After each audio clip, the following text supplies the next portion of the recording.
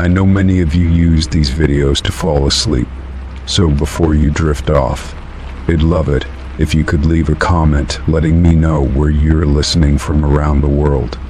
Also, don't forget to like and subscribe if you're enjoying this video. Story 1. It was a quiet morning when my phone buzzed on the bedside table. I glanced at the screen, an unfamiliar number from my bank. My stomach tightened as I answered. "Good morning, this is bank name. We'd like to verify a recent transaction on your account," the voice on the other end said smoothly. I nodded instinctively, even though the line was silent. "All right," I replied, though confusion began to creep into my voice. "What transaction are we talking about?" There was a payment processed for $1,200 at a rental property service. The voice continued, without missing a beat. "Is this correct?" My breath hitched as the number settled in my mind. $1,200, the exact amount I paid for rent every month. But I hadn't made any payments recently. In fact, I had already paid my rent 2 weeks ago through a direct transfer. "I didn't make that payment," I said, my voice steady but firm. "That's supposed to come out automatically. I haven't made any manual transactions like that." "I understand," the representative replied calmly. "It appears to have been processed on your account. Can you confirm any recent activity that might explain this?" I shook my head, though I knew the gesture was useless over the phone. Nothing unusual. The last transaction was my rent payment. I haven't used my card otherwise. There was a brief pause on the other end. "Thank you for that information," the bank representative said. "We'll investigate this further. We'll need to temporarily freeze your account until we've resolved the issue." I stiffened at the mention of a frozen account. "Wait, freeze my account?" I asked, disbelief creeping into my voice. "That's a little extreme, isn't it?" "Temporary," the voice assured me. "It's the standard procedure in cases like this. We want to ensure no further unauthorized transactions occur while we investigate." I sighed heavily, knowing there was little I could do to argue. "Fine," I said reluctantly. "Do whatever you need to do." After hanging up, I sat in silence for a moment, my mind spinning with questions. How had this happened? $1,200 wasn't just a random figure. It was the exact amount of my rent payment. It wasn't a coincidence. Someone had intentionally made that transaction, or they had somehow managed to redirect my payment. I logged into my rental account next, hoping for some explanation. But there was no record of any payment made through the rental service recently. Everything was accounted for, the rent was paid through the usual method, and nothing seemed out of place. Frustration built up inside me. How had someone gained access to such specific financial details?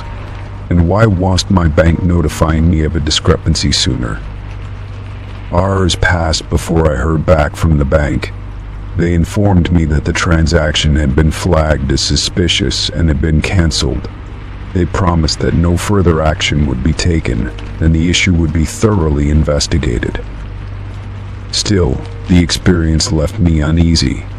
Whoever had made that transaction knew exactly what they were doing. They had stolen the exact amount needed for my rent, an unsettling level of precision. The following days were filled with paranoia. I kept a constant eye on my bank statements, checking for any unusual charges.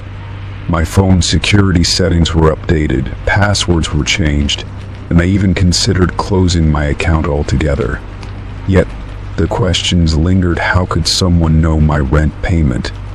How could they bypass all the layers of security? I called my landlord to confirm the situation. He was just as perplexed. He hadn't received any unusual payments from my end, and there was no explanation for the mysterious $1,200. We agreed that it was likely someone trying to exploit my account, perhaps using some form of phishing or unauthorized access. The worst part was feeling so powerless.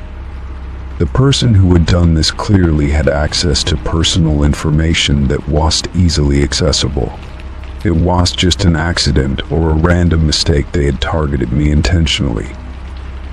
Weeks passed, and though the bank had assured me the issue was resolved, I couldn't shake the discomfort. The knowledge that someone had deliberately accessed my financial details for such a specific amount haunted me. I couldn't stop wondering what else might they be capable of. The experience left scars I hadn't anticipated.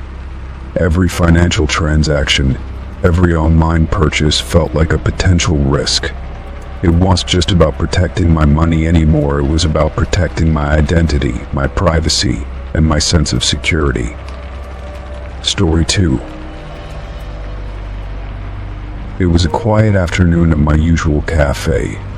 The warm sun streamed through the large windows, casting a gentle glow on the wooden tables and ceramic cups scattered across the room. I sat alone by the window, sipping my coffee and scrolling through my phone, enjoying the peaceful moment. The hum of distant conversations and the soft clatter of plates in the kitchen created a comforting background noise. Just as I was about to get lost in my thoughts, a stranger appeared at my table. They were older, with graying hair and kind, tired eyes. Without a word, they placed a napkin in front of me, its edges slightly crinkled, as if it had been folded hastily. On the napkin, in neat, careful handwriting, was my car's license plate number, XA's 1234. My heart skipped a beat. I looked up at the stranger, my mind racing to process the sudden intrusion. Their expression was calm, almost serene, as though this wasn't anything unusual.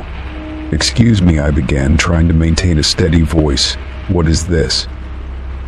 The stranger smiled gently, their gaze steady. "I thought you'd want to know," they said simply.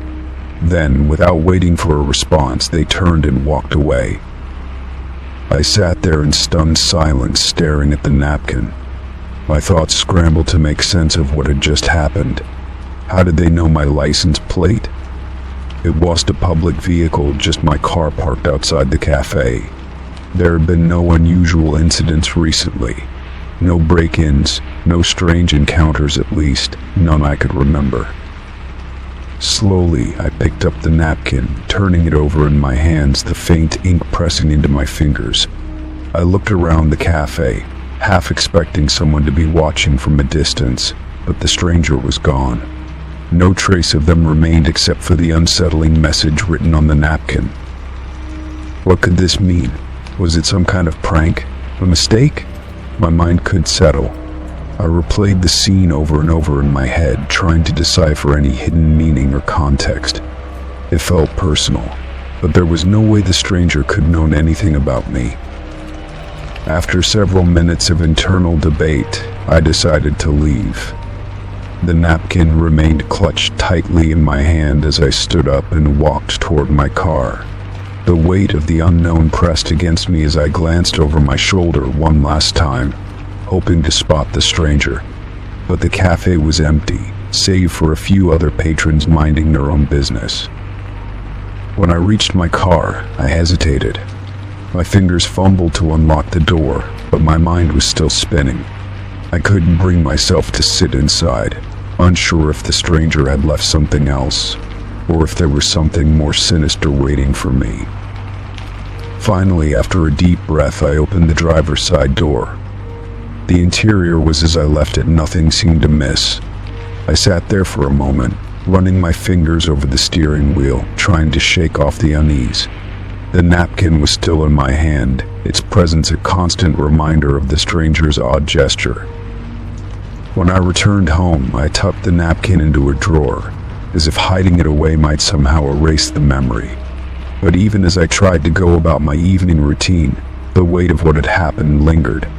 My thoughts kept drifting back to the cafe, to the stranger, and the cryptic message they had left behind.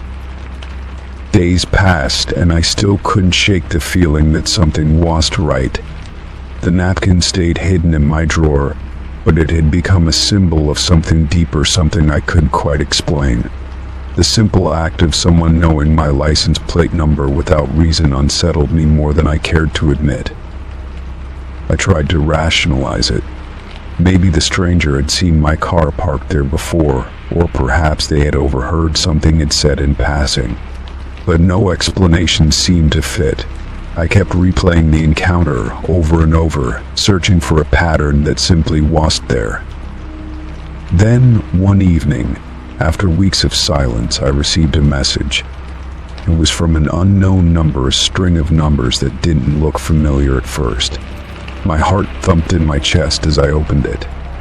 The message read, "You shouldn't have ignored it." The words sent a chill down my spine. I quickly blocked the number, but the damage was done. Whoever was behind this knew more than they should. My license plate number, the napkin, it all tied back to the stranger at the cafe. Days turned into nights, and the anxiety became a constant companion. Every time I walked out of my house, every time I returned to my car, the fear of being watched returned. The line between coincidence and something more malicious blurred until I couldn't distinguish between the two anymore. The napkin sat untouched in the drawer, a reminder of a moment that had disrupted my life. The simple act of someone knowing something they shouldn't have had opened a door to a reality I had prepared for. And the question I couldn't shake was, what happens next? Story 3. It was a quiet Tuesday evening, and I was scrolling through my phone when I noticed the unexpected vibration. A calendar notification popped up on my screen, the incident. My breath caught in my throat as I stared at the words, frozen for a moment. I hadn't set that reminder. I didn't remember creating an event titled The Incident. It felt eerily out of place, like something from a dream or a nightmare. I opened my calendar app to investigate further, but the entry was there, clear as day, with no additional details or description. Just the name, The Incident. It was set for tomorrow, right at noon. My mind raced as I tried to recall anything that could explain it. Nothing. There were no recent events or conversations that even remotely related to the phrase. And yet, here it was. Panic began to set in. Who could have added something like that? How do they know?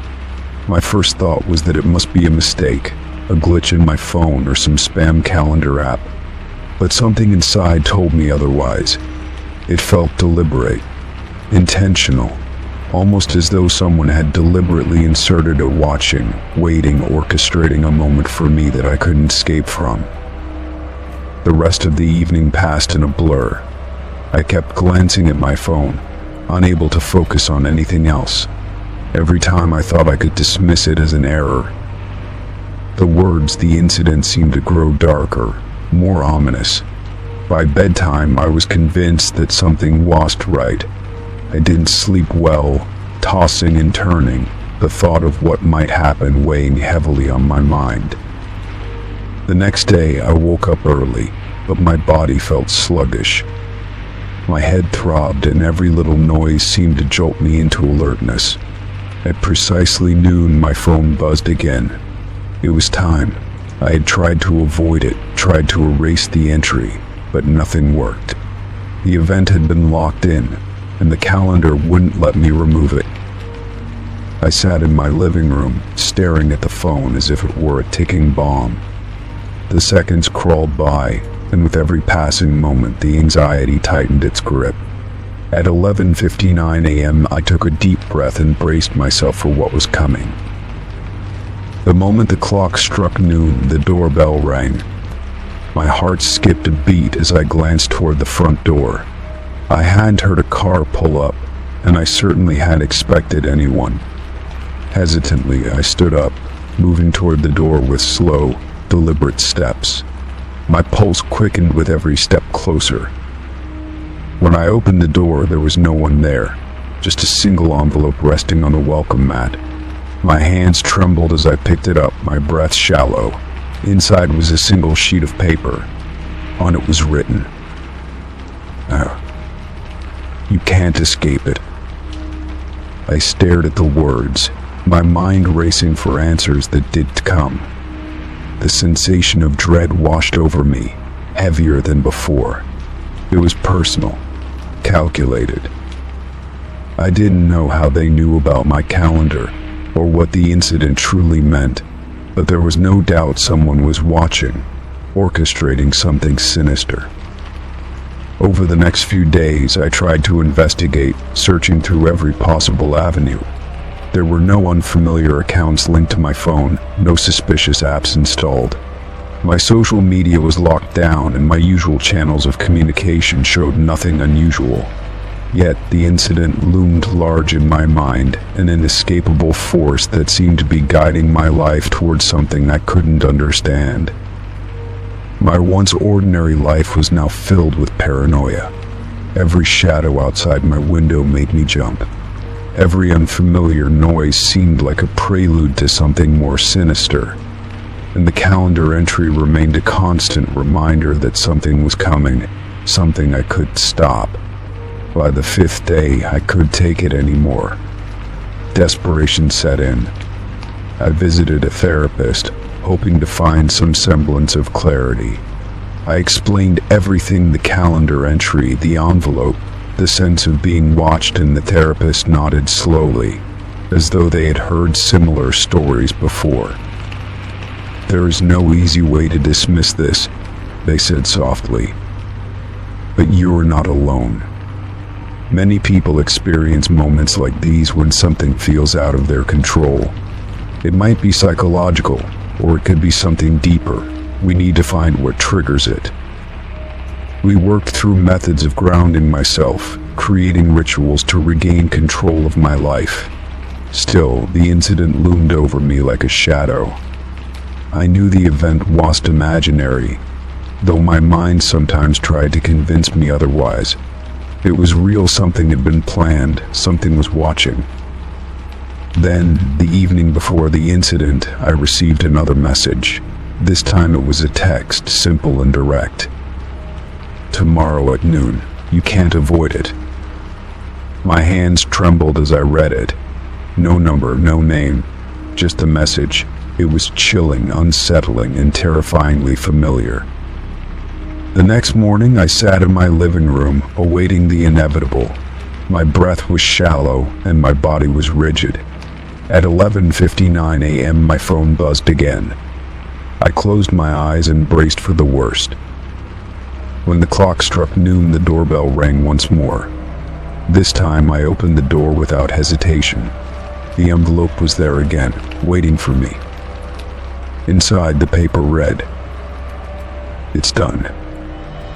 There were no further words, no explanations, just those two words, final and absolute. I sat on the floor, the world spinning around me. It's done. Whatever it was, whatever the incident had happened.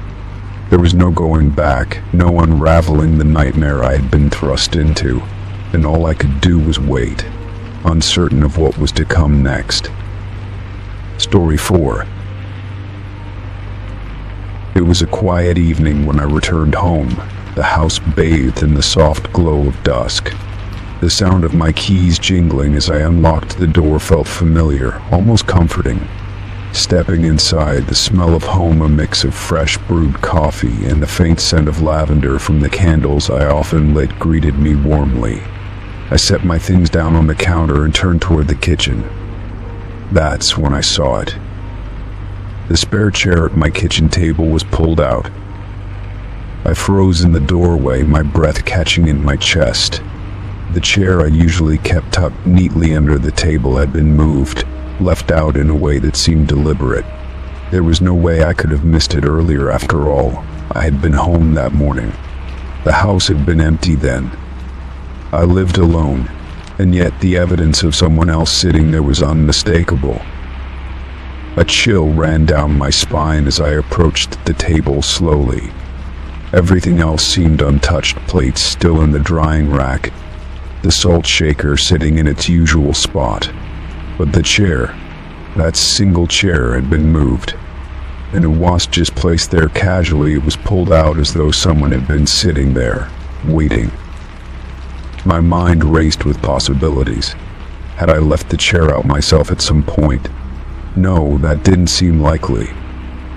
I was meticulous about keeping the space tidy, and I always pushed the chairs in after every meal.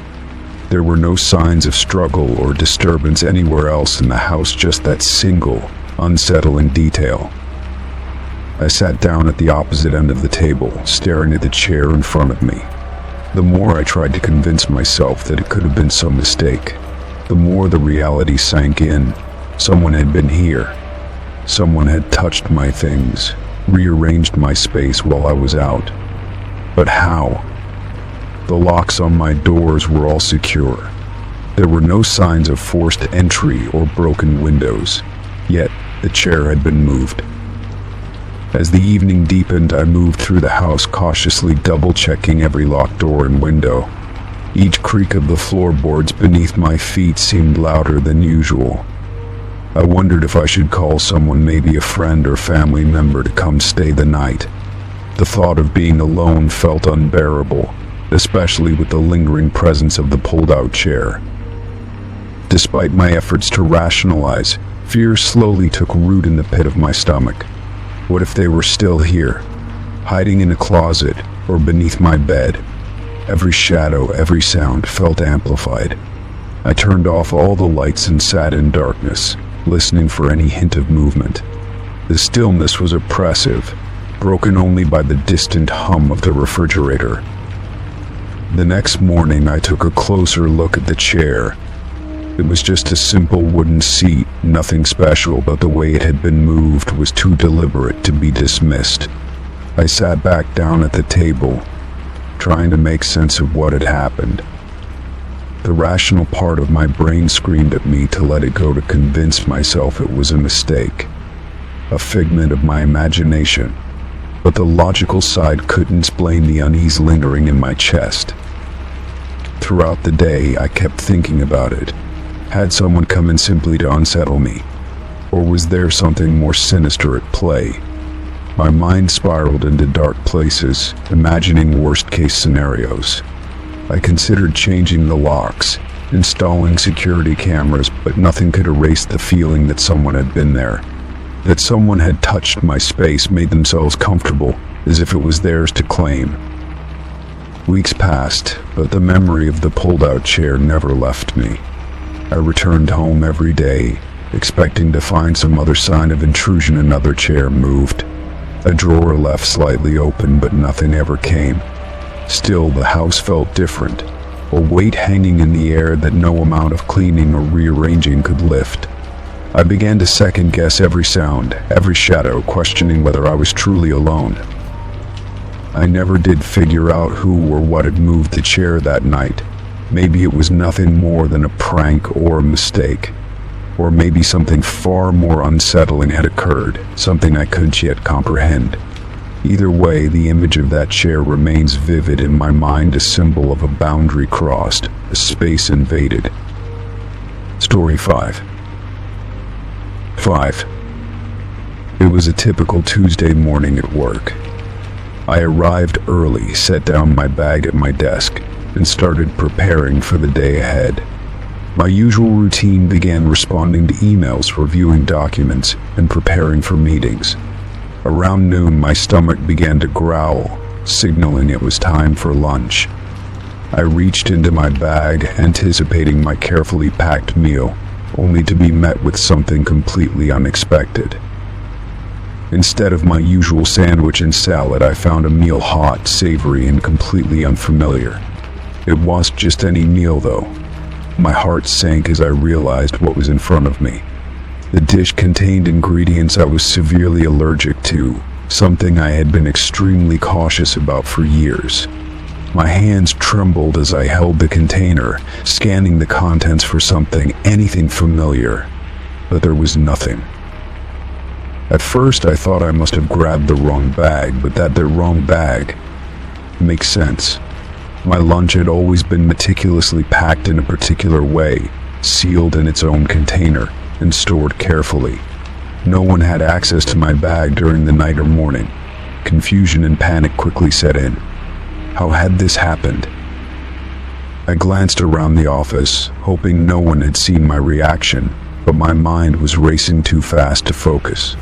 I checked my phone for any messages or signs of intervention from coworkers, but there was nothing. I knew I couldn't eat the meal in front of me. It was dangerous, and even a small bite could cause a serious allergic reaction. Desperately, I tried to recall the morning's events. Had I set my bag down in the wrong spot? Was it possible someone had tampered with it? It seemed unlikely, but the more I considered it, the more unnerving it became.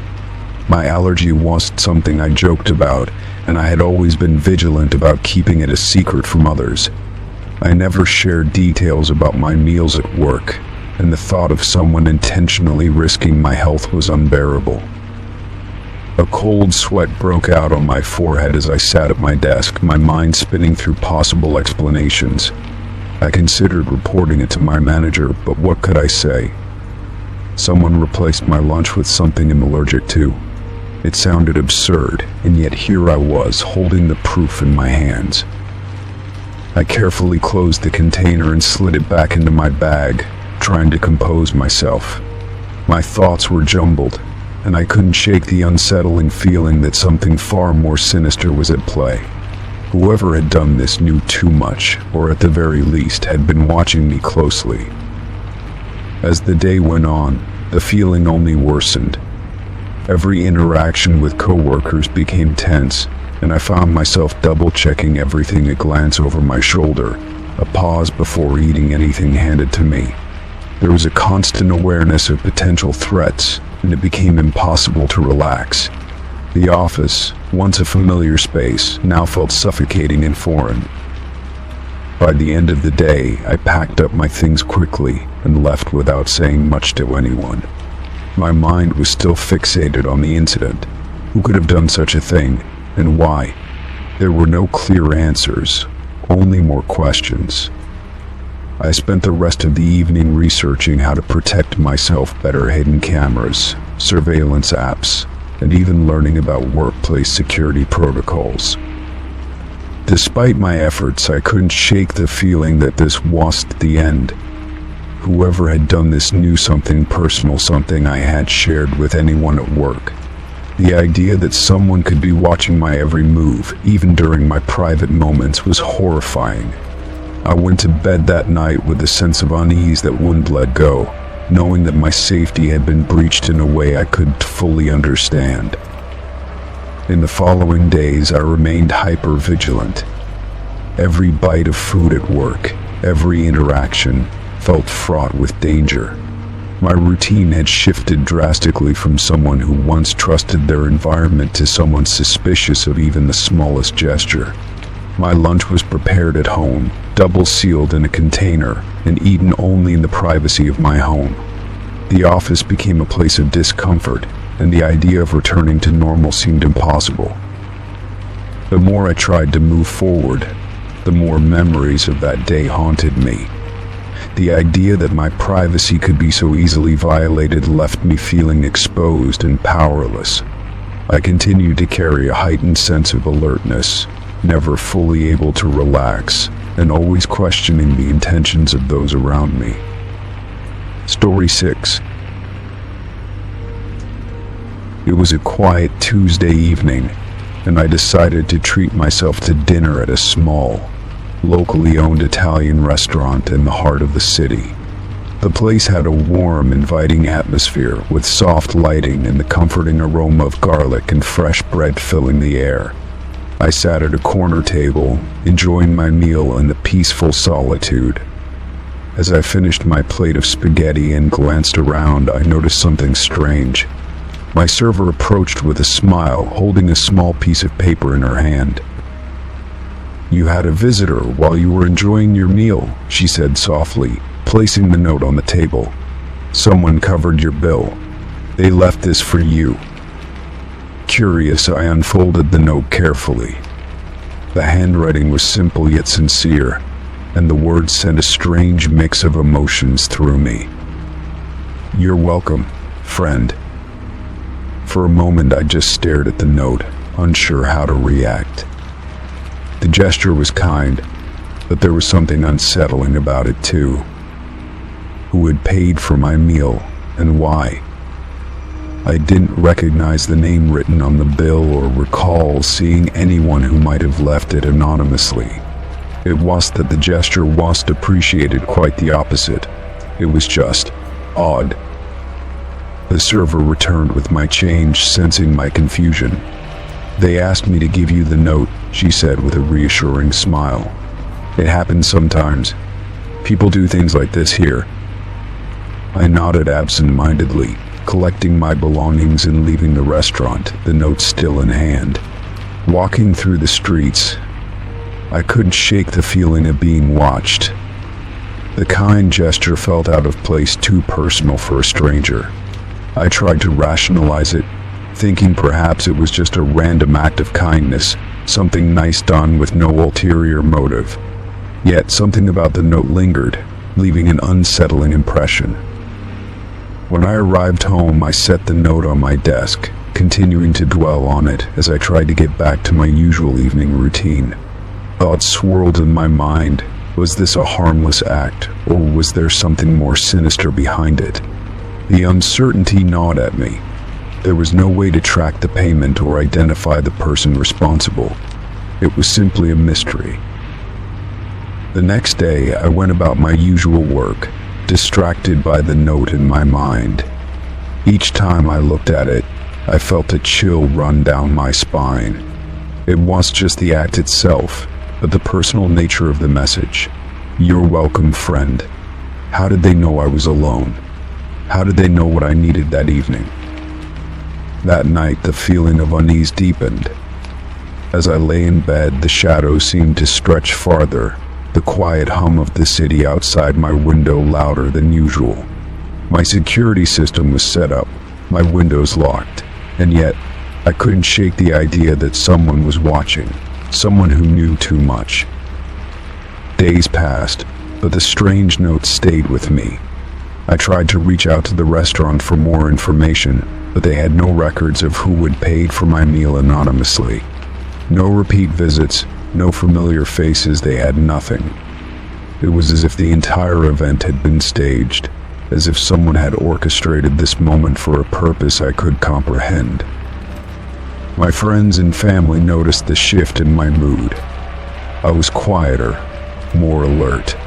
I started avoiding crowded places, keeping my interactions with strangers brief. Every conversation left me doubting, questioning, and feeling more isolated. It wasn't just the mystery of the meal that bothered me. It was the sense that something larger was unfolding, something darker just beneath the surface. One night, after weeks of restless sleep, I woke up suddenly. My breath was shallow, heart racing. It had happened again, the feeling of being watched. I slipped out of bed, moving quietly to check the locks and security cameras.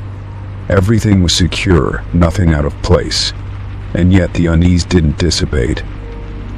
That's when I noticed something unusual. The note I had placed on my desk was no longer there. It was gone, vanished without a trace. I searched the house, even checking the trash, but it was gone. The only thing left behind was a lingering sense of vulnerability, a whisper of something more ominous than a simple act of kindness. In the following days, the world outside my window seemed quieter, colder. I tried to ignore it, to focus on my work and the small comforts of daily life. But the shadow of that anonymous gesture loomed larger with each passing hour. Whoever had left the note, whoever had paid for my meal, hadn't left just an ordinary gesture. They had left a seed of doubt, a reminder that nothing was truly private, and that some acts of kindness might come with unseen strings attached.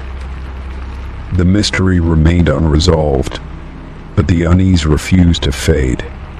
The stranger's message lingered like an open door I could close, and I was left wondering what came next. Story 7. It was a quiet Monday morning, the kind where the city still feels half asleep. I approached my apartment building as usual, the familiar sights and sounds grounding me in the rhythm of everyday life. As I stepped through the revolving door, the doorman greeted me with a warm smile. "Good morning," he said, his voice steady. "I hope your sister feels better." For a moment I froze. My mind raced to process his words. Sister. I don't have a sister. The thought seemed absurd. I stared at him, my mouth slightly agape, trying to figure out how to respond. There was no logical explanation for the mistake. I've never had a sister. "I'm sorry," I managed, finally finding my voice. "But I don't have a sister." His smile didn't falter, though his eyes held a hint of recognition, as though he knew something I didn't. "Oh, my apologies," he said gently, bowing his head slightly. "I must have confused you with someone else." The exchange left me feeling unsettled. It wasn't just the mistaken identity, it was the way he had said it so confidently, like he knew something I didn't. I walked into the elevator, my mind racing. How could someone mistake me for someone who had a sister? It wasn't a vague misunderstanding. It was too specific, too personal. The way he had said it was almost as if it was an established fact, as if he had been told to expect someone with a sister who needed care. The elevator doors closed, and I leaned against the wall, trying to make sense of it all. Maybe it was just a simple mix-up, I told myself. A case of mistaken identity. But deep down I couldn't shake the eerie feeling that there was something more to it. The doorman's calm demeanor, the way he delivered the statement like he had expected it to be true, stayed with me throughout the day. At work, I couldn't focus. The image of the doorman's face kept creeping into my thoughts. I kept replaying the conversation, questioning if I had missed something. Anything that could have led to such a strange mistake. I had no siblings, no extended family that lived nearby, and certainly no one who would suddenly need my care. That evening, as I walked back to my apartment, the city had settled into its usual buzz. I approached the building again, this time more alert. The doorman stood at his usual post, and as I passed through the revolving door, he gave me a slight nod. This time he didn't say anything. I noticed a small tremor in his hands as he checked a clipboard, as though he was hesitating to speak. The absence of his earlier greeting unsettled me even more. Inside the elevator, I replayed the events again, this time with a more critical eye. Was there something I had missed? Could someone be watching me, gathering information about my life without me knowing? I dismissed the thought quickly. It felt too paranoid, too far-fetched. Still, the feeling of being observed lingered. Once in my apartment, I locked the door behind me, but the unease persisted. I paced the living room, trying to piece together the strange encounter. It wasn't just a simple mix-up, it felt personal in a way I couldn't quite explain. The next morning, I decided to reach out to the building management, wanting to understand what had happened. After explaining the situation, the receptionist listened carefully, her brow furrowing. "That's strange," she said after a moment. "We don't have anyone here with a sister in need of care." Relief momentarily washed over me. At least I wasn't the only one puzzled by the doorman's words. Still, the uncertainty lingered. "Is there any way someone could have accessed my information?"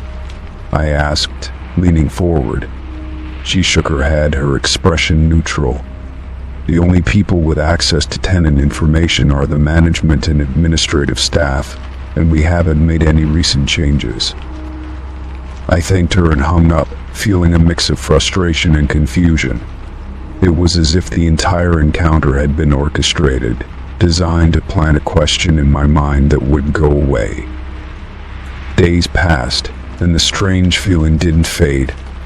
Every time I walked through the building, I noticed small changes. The doorman was distant, more careful in his interactions. Other residents seemed unaware of the tension, but I couldn't shake the sensation that something was off. One evening, I returned home late, tired from a long day. As I entered the apartment, the feeling of being watched intensified. I quickly locked the door and drew the blinds, the weight of the unexplained encounter pressing down on me. I spent the night restless, unable to sleep. The next morning, I found a note slipped under my door. It was written in neat handwriting, the words simple but unsettling: "You can't escape the truth." My hands trembled as I read it, the message making my pulse quicken. There were no fingerprints on the paper, no indication of who had left it, just those chilling words. I called the building management again, this time with a sense of urgency. After explaining the latest discovery, the receptionist promised to investigate. I didn't know what to expect, but I could sit idly by while the mystery deepened. Days turned into weeks, but there were no answers. The doorman continued his routine as if nothing had changed, though I caught glimpses of his eyes watching me more intently than before. Residents remained oblivious to the growing tension. One evening, as I returned home, a new nameplate had been added beside the doorman's station: Jonathan Gray.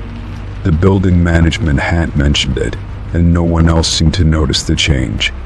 My stomach twisted in knots as I realized Jonathan Gray wasn't listed in any official records. I confronted the doorman the next day, but he acted as if he didn't recognize the nameplate. "You're mistaken," he said flatly. "It's always been Jonathan Gray." That was the moment I knew whatever was happening in the building, it had roots deeper than I could have ever imagined. Story 8. The sun had just started to dip below the horizon as I climbed into my car after a long day at work. The air was cooling, and the hum of the engine was the only sound as I prepared to drive home. I reached up to adjust the visor, something I often did without thinking, but this time my hand paused mid-motion. There, tucked into the visor, was a Polaroid photo. My breath caught in my throat as I stared at it, disbelief washing over me. The photo was of me smiling slightly, my hair tousled by the wind, and the backdrop was unfamiliar. A place I didn't recognize. The image was unmistakably candid, taken while I wasn't aware. My reflection looked calm, almost serene, yet the sensation creeping down my spine was anything but. I carefully took the photo out of the visor, my fingers trembling slightly. The Polaroid itself was smudged along the edges, the corners worn from whatever surface it had been pressed against. It was old, much older than any photo I had ever taken, and yet there I was, smiling. But the memory it evoked wasn't mine. I had no recollection of the place, the weather, or the moment the photo had been taken. Panic began to set in, overshadowing the quiet comfort of the evening drive. My mind raced, thinking of possible explanations. Could it be a mistake? A prank? But the clarity of the image and the thoughtfulness behind placing it in my car seemed intentional, personal even. This wasn't some careless joke, it felt deliberate.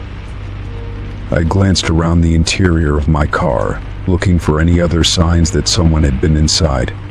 Everything appeared normal, no signs of tampering, nothing out of place. And yet that photograph continued to haunt me in its stillness. Driving down the winding road toward home, I couldn't shake the feeling of being watched. My eyes flicked to the rearview mirror, scanning the empty road behind me. It was late, the streets were mostly deserted. Still, I couldn't ignore the unease that settled in my chest. The Polaroid seemed to pulse in my mind, as though it held a secret I couldn't decipher. When I finally reached home, I sat at the kitchen table with the photograph laid flat in front of me. I scrutinized it from every angle, but nothing changed. The details remained the same, a place unknown, a smile I couldn't remember, and eyes staring back at me with a quiet intensity. I tried to think back to my day, every errand, every interaction, every moment spent. Nothing stood out. No sudden detours, no unplanned meetings. It felt as though the world had shifted, and I was the only one who noticed.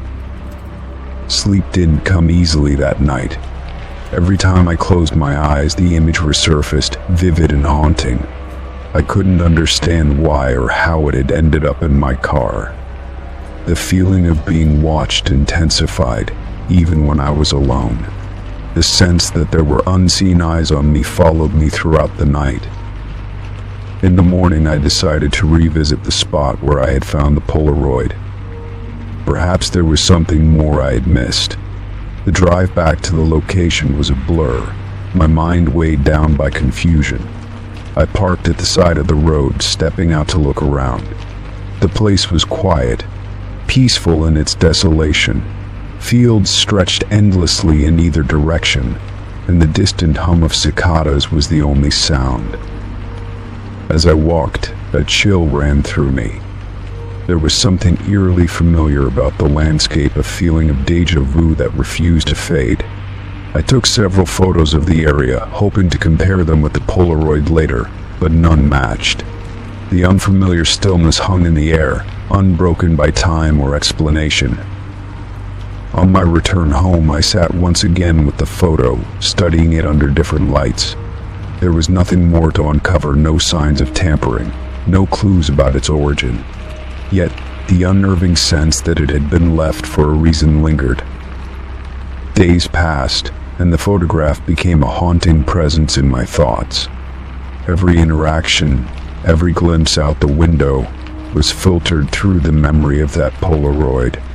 I confided in close friends, but no one could offer a reasonable explanation. Maybe it's just a mistake, they said, brushing it off as an isolated incident. Yet deep down, I knew it was more than that. Then one evening, weeks after I had first found the photo, I came across something strange. While scrolling through old photographs on my phone, I stumbled upon an image I didn't recognize, a picture taken during a hike months ago. The location matched the backdrop of the Polaroid exactly, down to the distant tree line and soft contours of the landscape. My breath caught. How could this image exist on my phone when I had no memory of it being taken? Was it possible that I had forgotten this moment entirely? Or was there something more deliberate at play, something sinister? The line between memory and reality blurred, and I couldn't shake the feeling that the Polaroid wasn't just a random piece of paper left in my car. It was a puzzle, one that was leading me somewhere, whether I wanted to follow or not. Story 9. It had been a long day at work, and I was grateful for the quiet moment in my office to collect my thoughts. I sat down at my desk, reaching for my favorite mug, the one with the faded, comforting logo from the coffee shop I visited every week. But when my hand touched the desk, my mug wasn't there. Confused, I looked around, thinking I might have placed it somewhere else in the room, but no matter how hard I searched, it wasn't there. I remembered vividly the morning rush, grabbing my bag and keys and leaving for work. I had intentionally packed my lunch and coffee for the day, and my favorite mug was the centerpiece of my morning routine. There was no way I could have forgotten it at home. And yet, here I was, scanning my desk again, wondering where it could have gone. Just as I was about to let the strange occurrence go, I noticed something out of the corner of my eye. On the opposite end of my desk, resting alongside my notebook and pens, was my mug. My breath caught in my throat as I stared at it in disbelief. It was exactly how I had left it that morning, the chipped edge, the faint coffee stain at the bottom, and the familiar warmth I always felt when I held it. My initial thought was that I had somehow brought it to work and forgotten placing it there, but that made no sense. I distinctly remembered leaving it at home, setting it down in the kitchen with my other belongings. How had it ended up back on my desk? I picked up the mug carefully, examining it for any signs of tampering. The weight was exactly the same, the handle fit perfectly into my grip, and the warmth radiating from it felt entirely natural. There was no sign of someone else having used it, no fingerprints or smudges other than my own. Yet, The possibility that it could have simply appeared there unnerved me. Over the next few days, I couldn't shake the odd feeling. The mug remained on my desk untouched, as if it had found its way back to me with no explanation. I tried to brush it off, convincing myself it was just an accident or a strange coincidence. But deep down, I knew it wasn't that simple. One evening after work, I returned home and did a thorough check of my kitchen. My favorite mug was still sitting in its usual spot on the counter, untouched since that morning. I stared at it for a long moment, wondering if I had ever really taken it to the office in the first place. The lines between reality and something more unnerving were starting to blur. The following week, I kept a closer eye on my surroundings. I placed the mug in a drawer overnight, hoping to eliminate any chance of it appearing again on my desk. Yet, the next morning, just like before, it was there waiting for me, exactly where I had left it the day before. No matter what I tried, no matter how much effort I put into ensuring it didn't come back, it always found its way to my office. One afternoon, overwhelmed with frustration and confusion, I decided to confide in my colleague, Jenna. She had been a close friend for years, and I trusted her instincts. I described the situation to her, carefully recounting the events that led to my mug's inexplicable reappearance. She listened attentively, her brow furrowed in thought. "That's really weird," Jenna said finally. "But maybe there's a logical explanation. Could someone else be using your office, or maybe someone's playing a prank on you?" I shook my head. "I've checked. No one else uses my desk, and the office is always locked when I leave. Plus, no one else has a mug like mine. It's personal." Jenna frowned, clearly just as unsettled by the story as I was. "Have you tried asking security to review the security footage? Maybe that could reveal something." It was an intriguing idea. I had thought of that. Despite feeling hesitant, I agreed to ask. The next day, I filed a request with the office security team to review footage from my desk area over the past few weeks. I provided them with specific dates when the mug had appeared. They assured me it wouldn't take long, and I anxiously waited for the results. A week later, I received a message from the security office. The footage had been reviewed, and there was no sign of anyone entering my office or tampering with my belongings. The footage was clear: no shadows, no unknown figures, and no explanation for how my mug kept reappearing. The weight of the mystery began to press down on me even more. Jenna and I brainstormed late into the night, trying to come up with theories. We considered everything from sleepwalking to hallucinations, but nothing made sense. My favorite mug seemed to have a mind of its own. One particularly cold evening, unable to focus on anything else, I decided to dig through old family records and journals. I knew there had to be something that might connect to this strange occurrence, maybe a forgotten ritual, a memory of a similar event that had slipped my mind over the years. As I flipped through pages of my grandmother's old diaries, I found nothing directly related to my situation, but an entry caught my eye. It was an old journal entry describing a returning object, though the details were cryptic. My grandmother had written about how a long-lost item had come back to her with no explanation, almost as if it had traveled across time itself. The words felt eerie, and I couldn't shake the feeling that there was some connection between her account and my mug. Was it possible that something supernatural was at play? I dismissed the idea at first, rationalizing that coincidences could occur, but the more I dug into my family history, the more I noticed patterns, odd little occurrences that had been dismissed as mere chance over the years. Days turned into weeks, and my mug remained a constant, unsettling presence on my desk. It had become more than a simple object. It was a puzzle I couldn't solve. Each morning I half expected to find it missing, only for it to reappear again by the afternoon. The more I tried to control the situation, the more it felt like I was at the mercy of something beyond my comprehension. One night, alone in my office after hours, I sat staring at the mug, feeling the weight of its familiarity. My mind drifted to the strange events, the haunting feeling that something was watching, something I couldn't fully understand.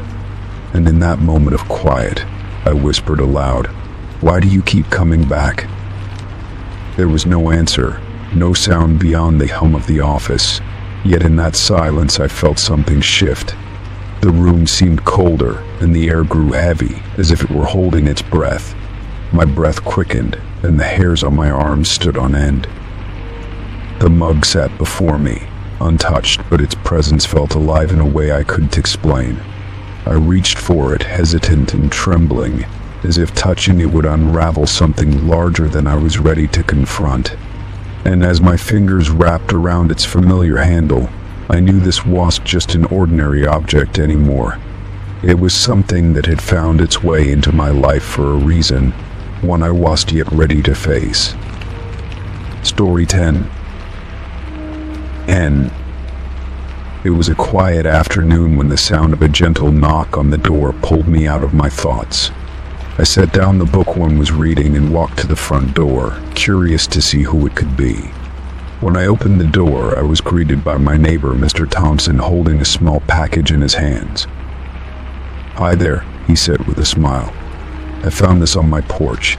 It seems it was meant for you." I took the package from his hands, giving a polite nod of thanks. As I began to examine the box, something caught my attention. The name on the label wasn't quite right. My full name was misspelled just one letter off, but enough to make it noticeable.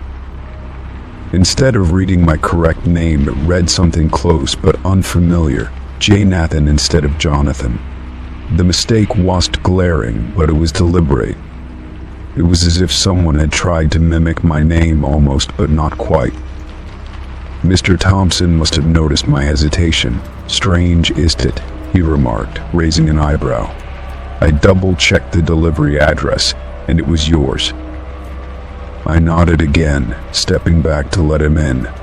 "It is strange," I said quietly, examining the package more closely. "I don't recognize this at all." "You sure you didn't order something online without realizing it?" he asked with a chuckle, trying to lighten the mood. I shook my head.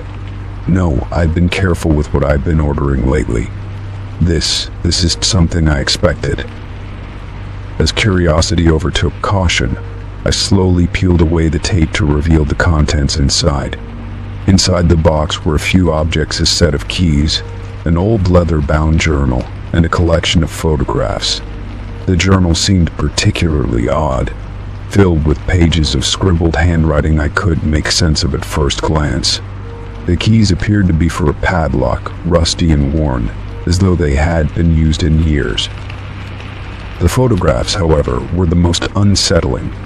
They depicted places I had never seen before: a small, deserted cabin in the woods, a deserted street corner under a gray sky, and an old abandoned car parked next to a field that stretched endlessly. Each photograph was old, faded, and taken from angles that gave off a sense of secrecy, an eerie sense of voyeurism that made my skin crawl. "I don't get it," Mr. Thompson said, leaning in for a better look. "Do you recognize any of this?" I shook my head slowly. "None of this makes sense. I've never been to those places." And the journal, I held it up for him to see. "I can't make sense of the writing. It's like something else entirely." Mr. Thompson frowned, his usual friendly demeanor replaced with one of concern. "Maybe it's just a mistake," he offered, though his voice betrayed doubt. "But that doesn't explain why it has your name on it." We stood in silence for a moment, the only sounds between us the hum of the distant traffic and the wind rattling the windows. After a while, Mr. Thompson broke the silence.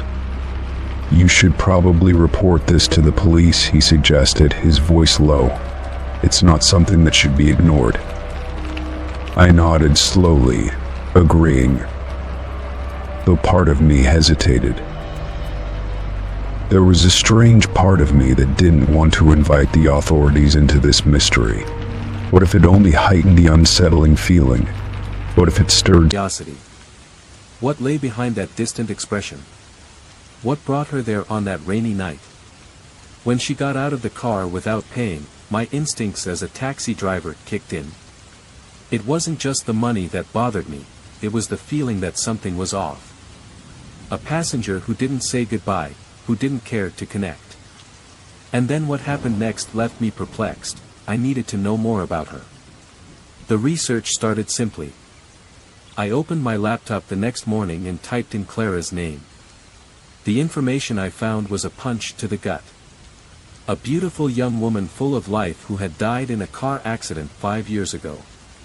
My heart raced. What did this mean? Was the person who entered my taxi a lost spirit? A ghost? Memories of my own loss flooded back. A familiar pain that I tried to bury but always returned to haunt me.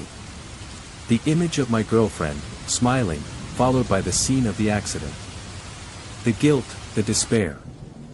I closed my eyes and took a deep breath, trying to push the memories away. But now, Clara seemed to be an extension of my own pain. "Alex, are you okay?" Maya's voice sounded like a distant echo. I had found her in a cafe, trying to share with her my discoveries. She looked at me with concern. "You don't seem like yourself." "Maya, you won't believe what I found." I began to tell her about Clara, the accident, and the strange feeling I had when she entered my taxi. She's dead. 5 years ago. And I saw her. She was in my car." Maya frowned, thoughtful. "Do you think she could be a trapped spirit?" "That's intense." "I don't know, but something tells me I need to help. I feel like she's looking for something." The idea that Clara could be a lost spirit still tethered to this world made my heart race. I couldn't ignore it. We decided to go to the site of the accident. The sky was overcast, and the atmosphere carried a weight that felt almost palpable. Upon arrival, I found an improvised memorial on the sidewalk, wilted flowers, and burned candles. It was a tribute to the young woman who had lost her life there. The place seemed shrouded in profound sadness, and I couldn't shake the chill that ran down my spine. "Maya, look." I pointed to the ground. A broken bracelet was partially buried in the dirt, the metal fragments glinting in the dim light. It must have belonged to Clara. This has to mean something to her. Maya crouched down and picked up the bracelet, holding it between her fingers. "This is very symbolic. It could be the key to understanding what happened to her." Clara's presence began to become more frequent. In moments of solitude, she would appear, her ethereal image wrapping me in an aura of sorrow. There was a desperation in her gaze, and I couldn't ignore the feeling that she was pleading for help. "What do you need, Clara?" I would ask, but the answers never came.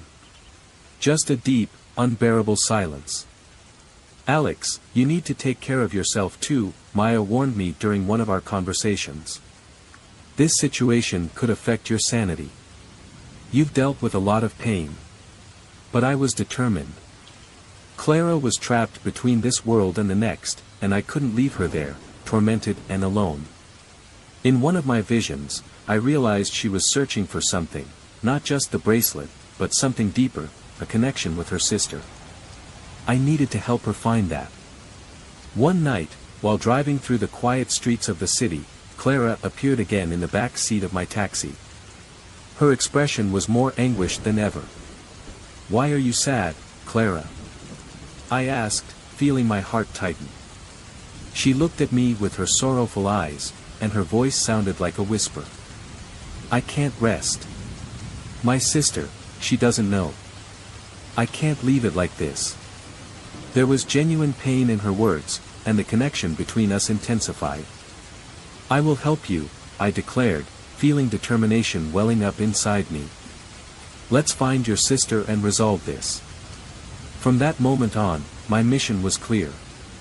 I needed to find this sister and help her understand the pain and guilt that bound her to the past. The weight of the responsibility was overwhelming, but the thought of Clara finally finding peace drove me. The next morning, I contacted Maya again. We need to find Clara's sister. She's somewhere in this city, and I feel she needs us. Maya hesitated, but soon agreed. Let's search. It might be the only way to help both of them. The search began. I visited every place that could have a connection. Social media, support groups, even asking acquaintances. Finally, after days of searching, we found Clara's sister's name. The address was just a few blocks from where I usually drove. When I arrived at the house, my mind was racing with nerves. What would I say to her? How could I explain that her sister was trapped between worlds? I knocked on the door, my heart pounding. A weary-looking woman opened the door. Her eyes held a glimmer of pain that reflected the loss of a loved one. Hi, I'm Alex. I'm a taxi driver, and I needed to talk to you about Clara. Her expression changed immediately, and I knew I had touched a deep wound. Clara, you know her. Her voice was barely above a whisper, filled with emotion. I've seen her. She needs you. She's trapped, and I feel like you can help her find peace. The woman looked at me, confused and scared. How do you know this? Clara, she can't be trapped. She's gone. The pain in her voice hit me like a wave. I know, but she's still here, and she's suffering. You need to understand what happened. She doesn't blame you. You need to face her. The conversation was intense, filled with pain and revelations. Clara's sister began to open up about her own hurt and guilt. Meanwhile, I felt Clara's presence stronger than ever. She was there, watching, waiting for her sister to finally have the courage to confront what had happened. In that moment, I realized that the healing of Clara and her sister was intertwined. They would need each other to find peace. Their connection was profound, and I just had a role to play. I wasn't just helping Clara, I was helping myself cope with the pain of losing someone I loved. As the conversation unfolded, I knew I was getting closer to bringing Clara back into the light. There was a powerful force in acceptance, and I was determined to make it happen. And so, while Clara's sister cried and freed herself from her burden, I felt Clara's presence around me becoming lighter. The weight of sadness was beginning to dissipate, and I could only hope this was a sign of what was to come. The night was heavy, as if the world had decided to suffocate me with its own shadows. The rain fell incessantly, pounding against the glass of my taxi in a frantic rhythm, as if trying to alert me to something I still didn't understand. I was lost in my thoughts, reflecting on how monotonous my life had become.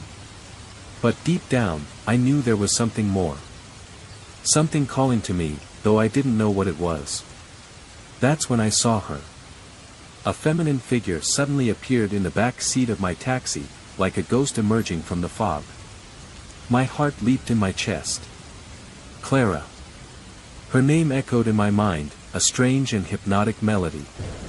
She stared blankly out the window, her expression distant and sad. I tried to strike up a conversation, something simple, but she responded evasively, as if she were in another world. Are you okay? I asked, trying to break the ice. Do you always drive around here at night? She merely shook her head, her eyes still fixed on the wet street. For a moment, I thought maybe she wasn't really there, that all of this was an illusion brought on by loneliness and rain. But her presence was palpable.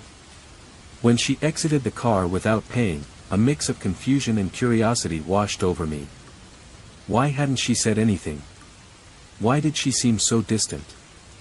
I was seized by an urgent need to understand who Clara was.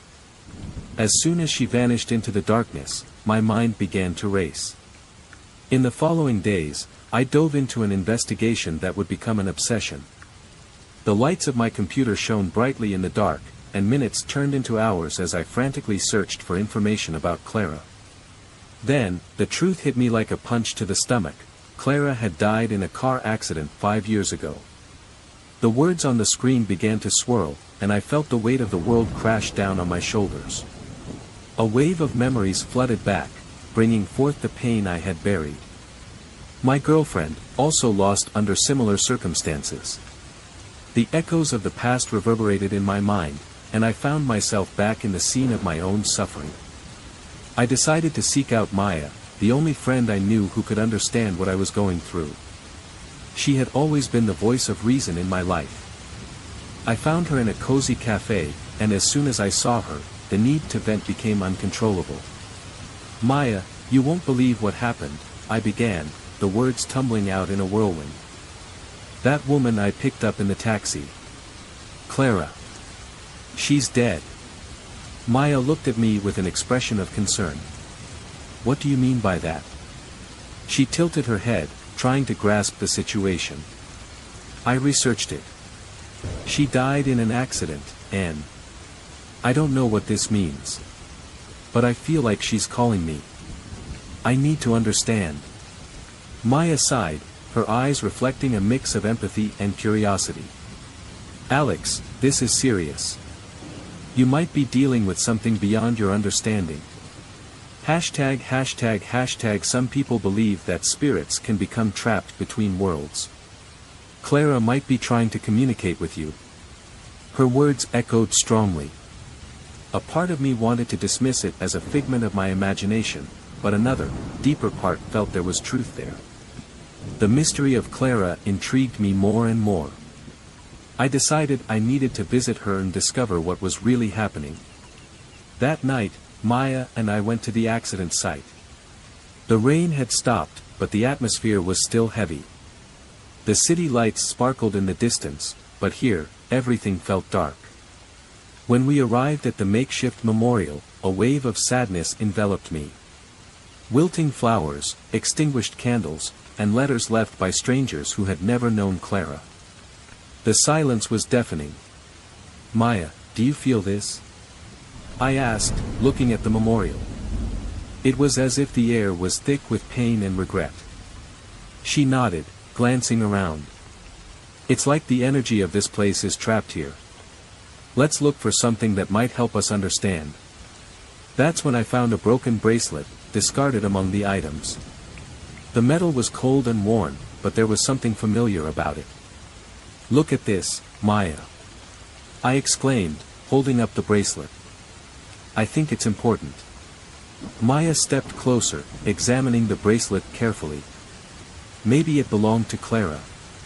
It could be a symbol of the promise she made to her sister. I could feel my connection to Clara growing stronger. It was as if she were guiding me, directing me toward the truth. We began to investigate more about Clara's sister, but the information was scarce. I continued to see Clara frequently, her image becoming more ghostly with each encounter.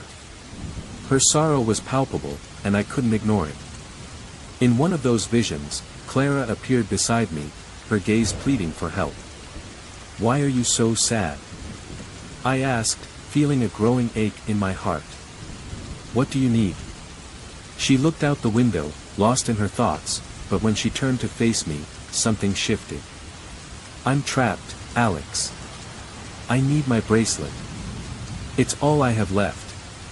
Her voice was a whisper, but the urgency in her words was intense. The nights turned into nightmares.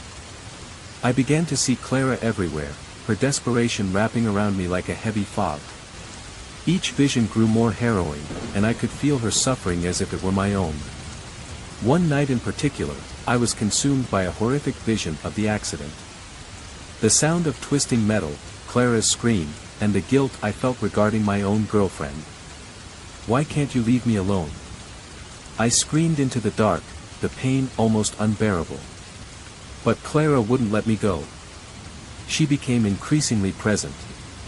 I knew I couldn't go on like this. I needed to confront the situation, and quickly. The idea of contacting Clara's sister emerged in my mind as a final hope. But at the same time, I felt a chill run down my spine. What if she didn't want to talk about the past? The pain could be unbearable, and I didn't know how to handle it. The next day, I met with Maya again. We need to do something before this gets worse. I think we should try to contact Clara's sister, I suggested, my voice trembling. Maya hesitated. What if she doesn't want to talk? The pain might be too much for her. I know, but what else can we do? Clara needs help. And so do I. The need to unravel the mystery became increasingly urgent. We decided to go to Clara's sister's house. When we arrived, the air was thick with tension.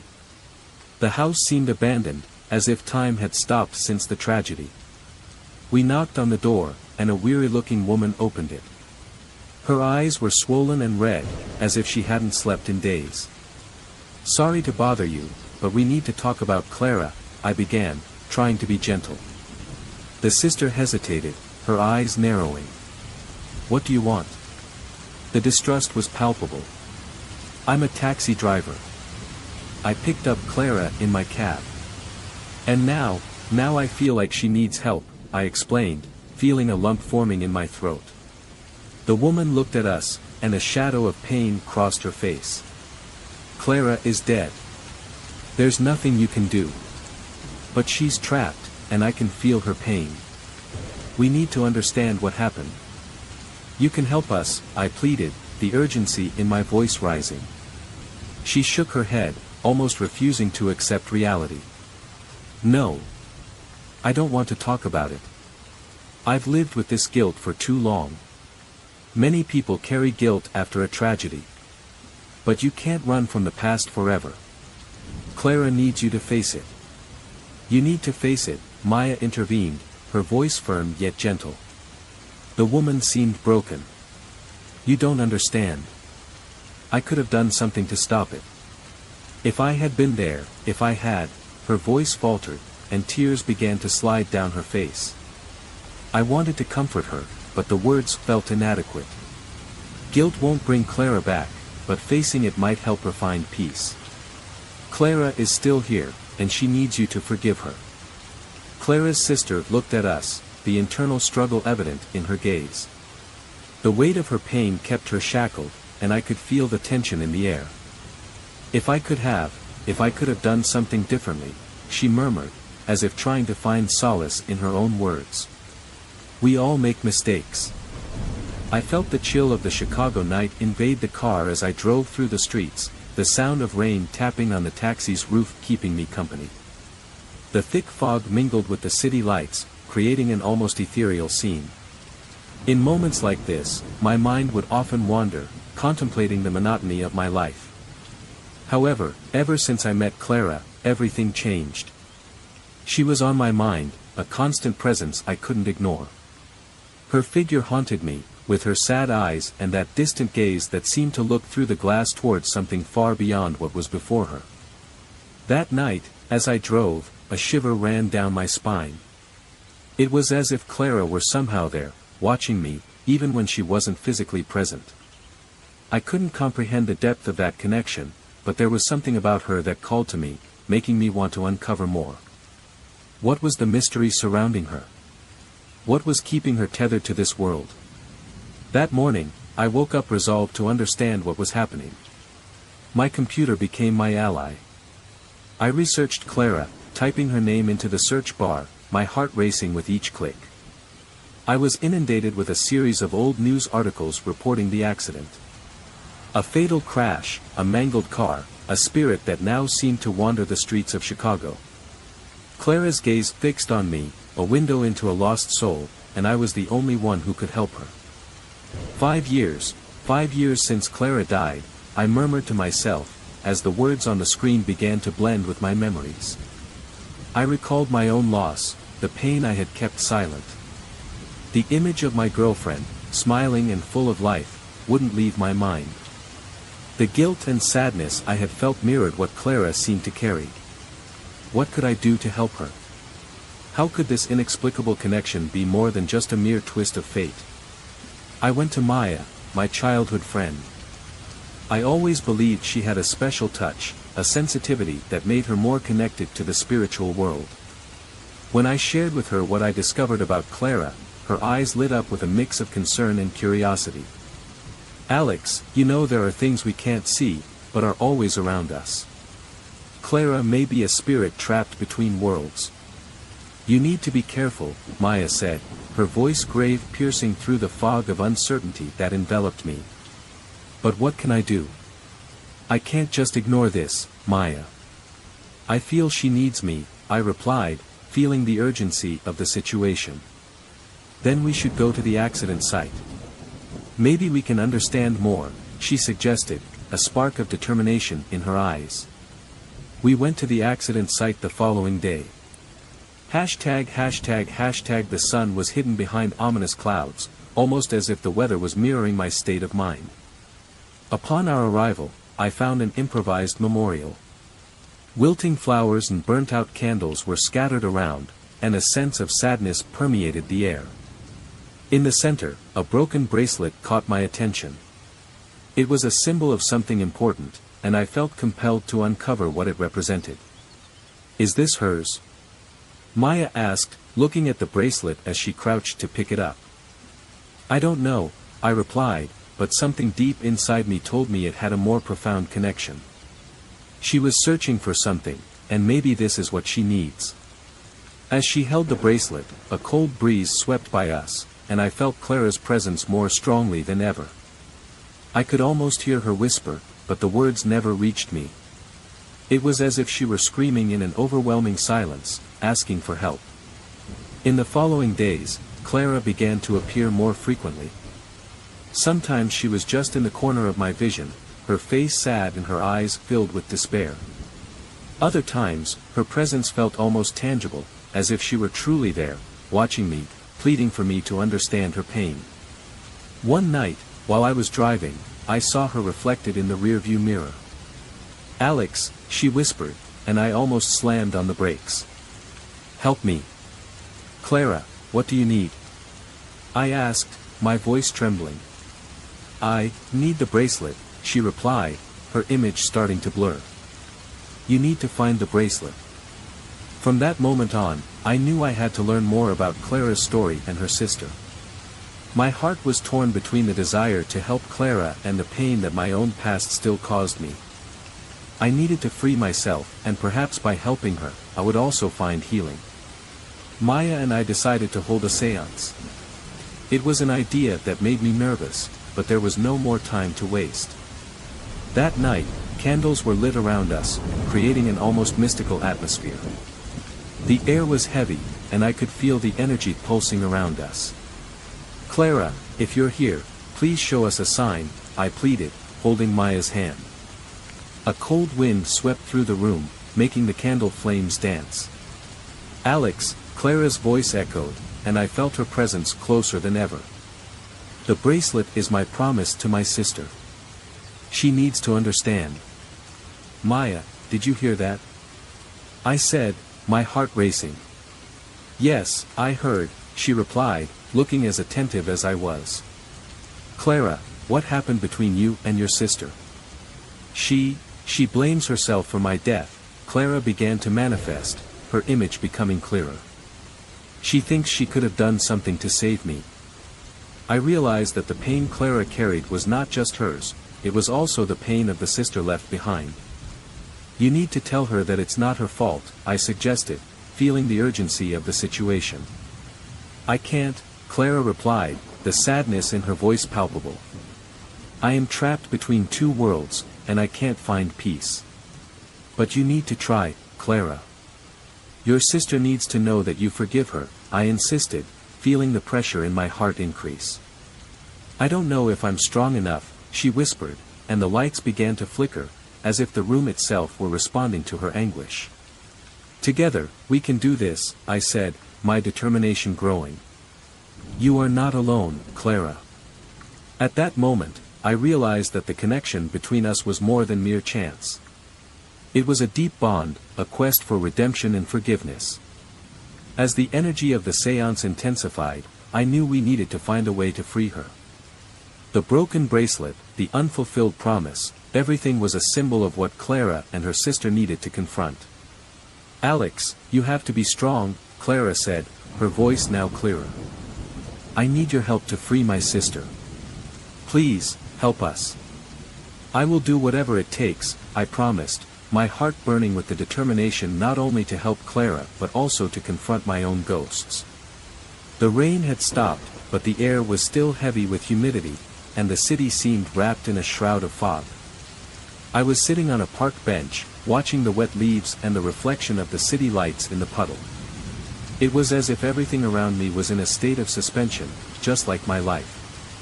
Clara's presence haunted me, a constant in my mind, as if her essence were glued to me. The weight of her sadness began to affect me in ways I couldn't comprehend. "Alex, are you okay?" Maya's familiar voice interrupted my thoughts. Looking to the side, I saw her concerned expression. "You haven't said much since you started seeing Clara."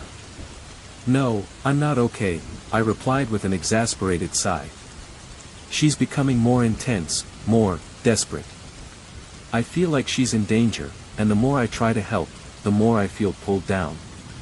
"Maybe you need to confront this head-on," Maya suggested, sitting down next to me. "If Clara is truly trapped between worlds, maybe you need to help her find freedom." "How?" I turned to her, frustration evident in my voice. "How can I help a lost soul? I'm just a taxi driver, Maya. I'm not a medium or anything." She looked at me, her eyes shining with determination. "You have a connection with her, Alex. You see her. You feel what she feels. This is not a coincidence. You could be the key to helping her find peace." "But what about me? I can barely cope with my own pain," I murmured, getting lost in my thoughts. The memory of my girlfriend, the pain of loss, was still a constant shadow in my life. How could I help someone face their demons when I was battling my own? "We need to go to the accident site," Maya said, her voice firm. "Maybe there's something there that can give you a clue about how to help Clara. Something that can connect you both." The idea unsettled me, but I knew it was the only way to understand what was happening. Nodding, I agreed. "Okay. Let's go." We drove to the accident site, a stretch of road that seemed ordinary but carried a deep sadness. When we arrived, the atmosphere was heavy, as if grief had settled into that place. An improvised memorial was set up by the roadside, wilted flowers and burned-out candles honoring Clara's memory. "Look at this," Maya murmured, pointing to the flowers. "It seems like many people feel her loss." As we walked toward the memorial, Clara's presence seemed to intensify. I felt a shiver run down my spine. "Clara?" I called, almost in a whisper. "Are you here?" Maya turned to me, her eyes wide. "Alex, did you hear her?" "No, but it feels like she's close," I replied. "As if the air is denser." We stopped in front of the memorial, and my attention was drawn to a broken bracelet lying among the flowers. It was a simple object, but there was something extraordinary about it. I reached out and picked it up. The bracelet was adorned with small charms, and one of them had a letter engraved on it. "Maya, do you see this?" I asked, holding the bracelet in my hand. She leaned in to take a closer look. "I think this could be important. It might be something Clara was searching for. Do you think this could relate to her sister?" I was beginning to piece things together. Clara was desperately searching for something that connected her to her sister. But what exactly did this object mean? "That's possible," Maya said, looking at me with a worried expression. "We need to find out what this bracelet represents. It could be the key to freeing her." In that moment, Clara's vision materialized before us, her pale and anguished expression visible. I felt paralyzed. "Clara!" I called, trying to get closer. "Are you here? You need to help me," she whispered, her ethereal voice almost lost in the wind. The sadness in her eyes was palpable, and the pain I felt for her intensified. "Clara, what happened to the bracelet?" I asked, my voice trembling. "Where is your sister?" She looked at the bracelet I was holding. Promise. For my sister. Her voice faded, and the anguish in her eyes seemed to pierce through me. I can't find peace. Maya and I exchanged worried glances. Clara, we need to know more, she said, her voice filled with compassion. Can you tell us what happened? What does this bracelet mean? I promised that I would never leave her. Clara replied, her voice now a lament. But I failed, and now I'm trapped. I felt my heart tighten. Clara's pain resonated within me, and the memory of my own loss began to intertwine with hers. You're not alone, Clara. We'll help you find your sister, I promised, determined. She doesn't want to remember. Clara said, her image beginning to fade. But, if you find her, maybe I can rest. Clara, please don't go. I implored, reaching out as if I could hold her. But she disappeared, leaving only an echo of her presence. She's fading, Maya said, concern etched on her face. We need to act quickly, Alex. We have to find her sister. I knew time was running out. The bracelet in my hand felt like a symbol of hope, but also of despair. What could I do to help Clara? How could I bridge the two sides, giving her and her sister a chance to reconnect? Let's search for Clara's sister, I said, determination overtaking me. She needs to know what happened. We need to help her confront her pain and guilt. Maya nodded, and together we left the scene of the accident. The city of Chicago was alive around us, but I felt like a stranger, as if I were walking through a parallel reality. The weight of Clara's presence lingered with me, like a shadow that wouldn't let go. As we drove toward Clara's sister's house, anxiety grew within me. I was about to confront someone else's pain, and I didn't know if I had the strength for it. But I knew I couldn't give up. Clara deserved to find peace, just like I did. Alex, are you ready for this? Maya asked, breaking the tense silence. I don't know, I replied honestly. But I can't let Clara suffer anymore. If there's a chance to help her, I have to try. The road felt endless, and with each turn, the weight of responsibility grew heavier. I wasn't just a taxi driver anymore, I was a mediator between two worlds, a voice of pain and hope. And as I drove, Clara's image hovered over me, a constant reminder that life and death were more intertwined than I could ever imagine. The atmosphere was heavy when I met with Maya that night. The city of Chicago, usually pulsating with life, seemed shrouded in a thick fog. The lights of the buildings reflected off the rain streaming down the windows, creating a dark and oppressive environment. I knew Clara was near, and that kept me in a state of constant anxiety. The connection I had developed with her was undeniable, but the intensity of her pain was beginning to consume me. Alex, are you okay? Maya asked, her voice sounding like a whisper in the silence of the room. She was sitting across from me, her worried eyes fixed on mine. You seem different. It's Clara, I replied, trying to explain what was happening. She's becoming more aggressive, more desperate. I feel like I'm losing control. Maya shook her head, as if trying to absorb the gravity of the situation. We need to find a way to help. She can't go on like this. It's not safe for you. I knew she was right. Every time Clara appeared, I felt a wave of sadness and despair that dragged me into a dark place. I can't just ignore her, Maya. She needs me. And in a way, I need her too. Maya's expression softened. Then we need to come up with a plan.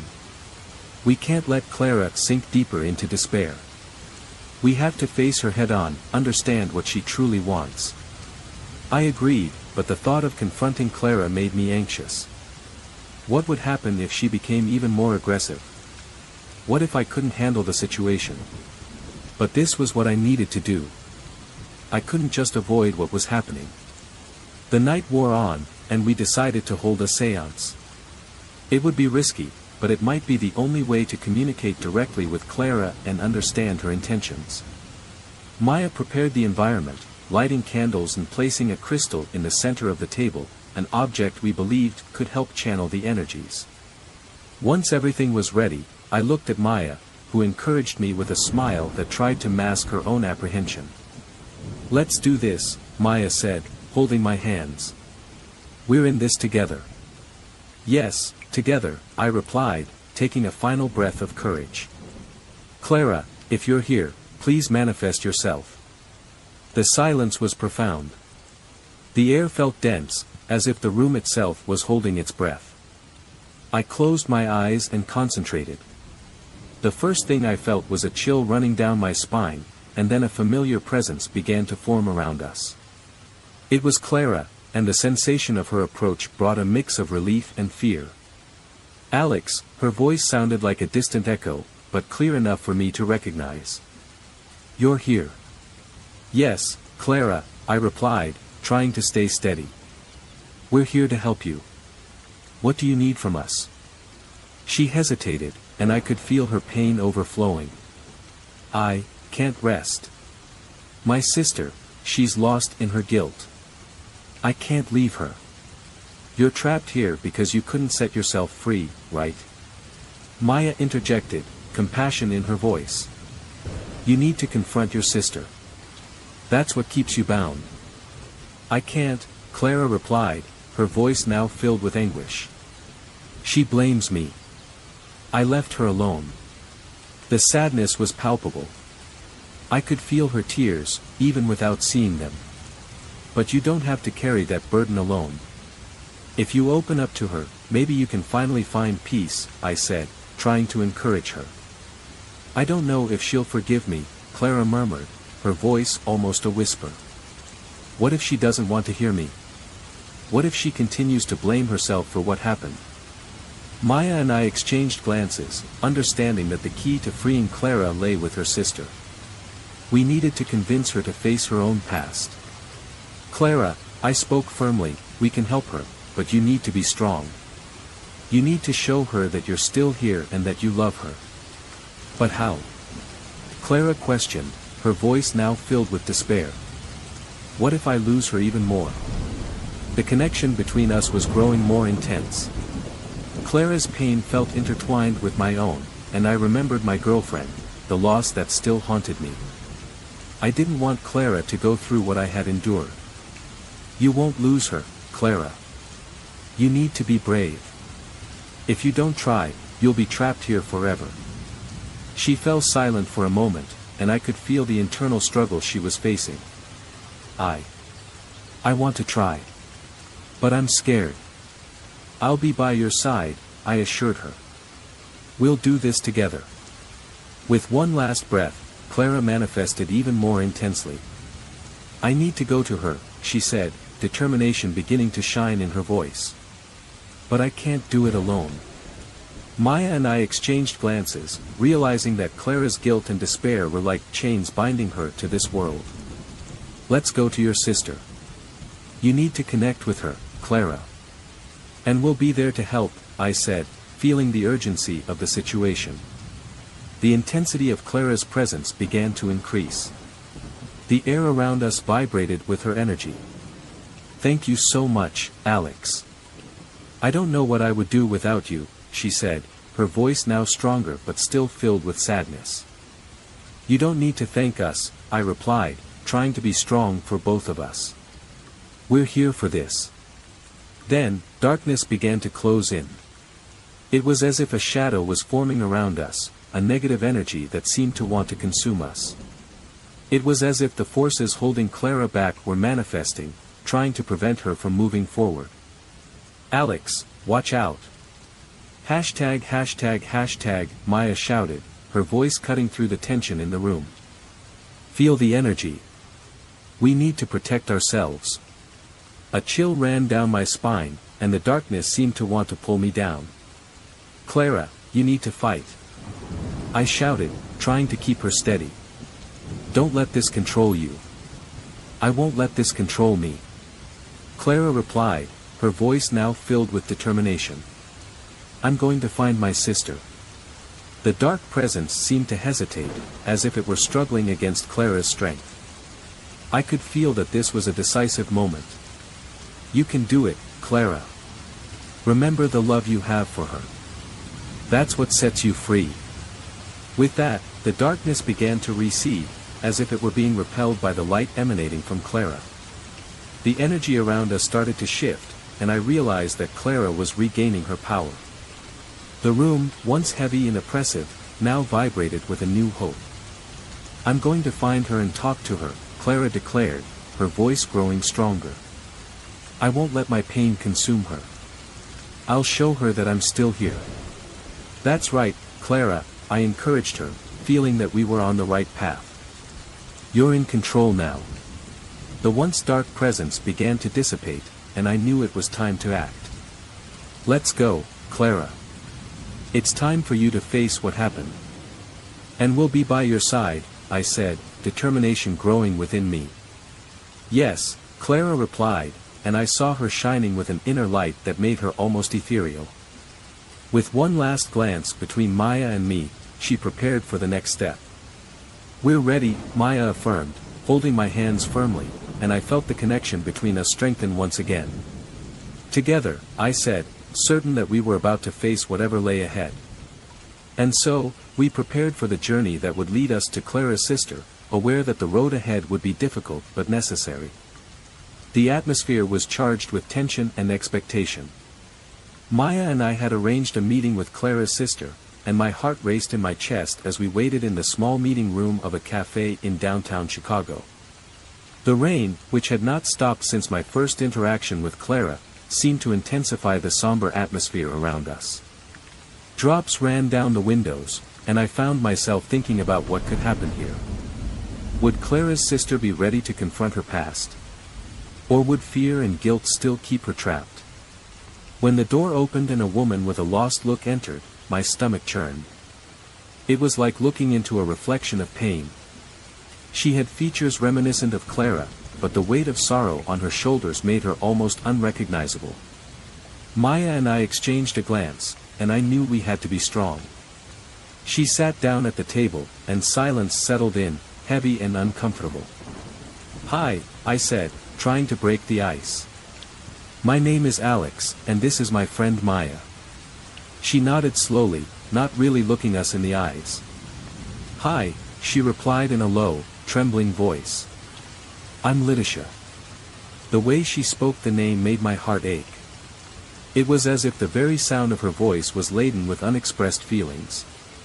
What could I say to make her feel at ease? What could I do to guide her through the pain that consumed her? Lidisha, I began, trying to speak softly. We want to help you. About Clara. We know that she is with you, in some way. She looked out the window, getting lost in the raindrops that slid down, as if trying to escape the conversation. Clara, she murmured, and the pain in her voice was palpable. She is gone. I can't deal with this.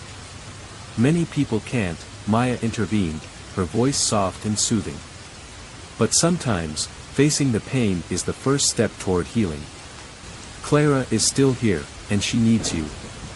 Lidisha turned to us, finally meeting our gaze. Her eyes were filled with tears, and I felt a wave of empathy.